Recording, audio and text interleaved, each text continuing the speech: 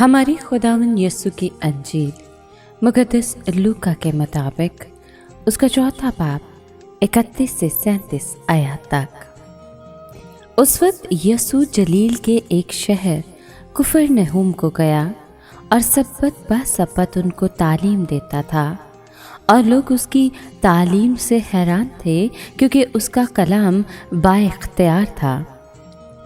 عبادت خانے میں ایک شخص تھا جس میں شیطان کی ناپاک روح تھی۔ وہ بڑی آواز سے یہ کہہ کر چلا اٹھا کہ اے یسوع ناصری، تجھے ہم سے کیا کام؟ کیا تو ہمیں ہلاک کرنے آیا؟ میں تجھے جانتا ہوں کہ تو کون ہے، خدا کا قدوس۔ یسوع نے اسے دھمکا کر کہا، چپ رہ اور اس میں سے نکل آ۔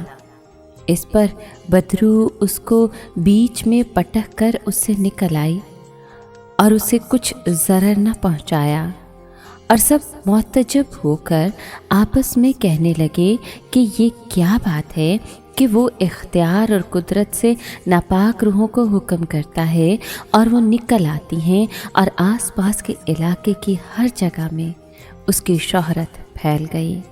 پاک کلام کے پڑھے اور سنے جانے پر خدا ان کی برکت ہو، خدا کا شکر ہو۔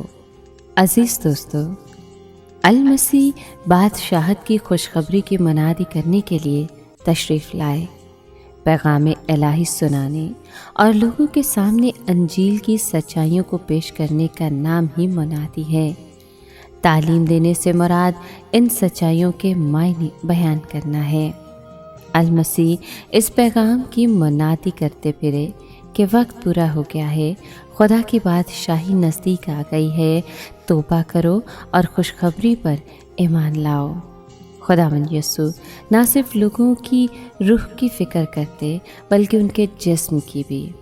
بس وہ جہاں کہیں بھی گیا نہ صرف تعلیم دی اور منادی کی بلکہ بیماروں کو بھی شفا دی اور ان کے جسم سے بدروحوں کو نکالا۔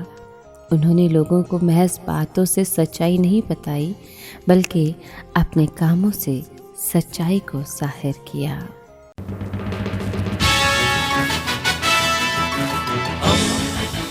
دوستی کا پیمبر، ریڈیو ویریتاس ایشیا۔